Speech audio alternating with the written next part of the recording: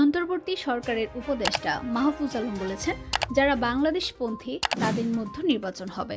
বাংলাদেশ বিরোধী আওয়ামী লীগ ফ্যাসিবাদীদের কোনোভাবে নির্বাচনে অংশগ্রহণ করতে দেওয়া হবে না। শনিবার চাঁদপুরের হাজীগঞ্জ বাজারে ছাত্র জনতার সঙ্গে শুভেচ্ছা বিনিময়কালে তিনি এসব কথা বলেন। মাহফুজ আলম বলেন, বিএনপি জামায়াত নির্বিশেষে যত রাজনৈতিক দল ছাত্র সংগঠন আছে, শ্রমিক, নারী, আলেম ওলামা আছেন, সবাই যারা বাংলাদেশপন্থী সবাই বাংলাদেশে থাকবেন এবং সুষ্ঠু নির্বাচন প্রক্রিয়ার মধ্য দিয়ে তারা পজিটিভ একটি কম্পিটিশনের ভিতর দিয়ে বাংলাদেশের শাসন প্রতিষ্ঠা করবেন। বাংলাদেশের জনগণকে নিয়ে বৈষম্যহীন ইনসাফমূলক একটি শাসন ব্যবস্থা কায়েম করবেন।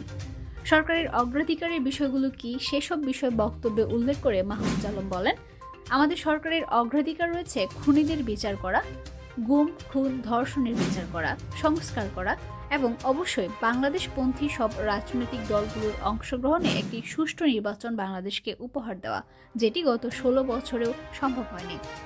এ সময় উপস্থিত ছিলেন হাজীগঞ্জ উপজেলা নির্বাহী কর্মকর্তা তাপস শীল, হাজীগঞ্জ থানার ভারপ্রাপ্ত কর্মকর্তা মহিউদ্দিন ফারুক, বৈষম্য বিরোধী ছাত্র আন্দোলনের নেতারা, চাঁদপুর নাগরিক কমিটির নেতারা, ইসলামী ছাত্র আন্দোলনের অসংখ্য নেতাকর্মী ও ছাত্র জনতা।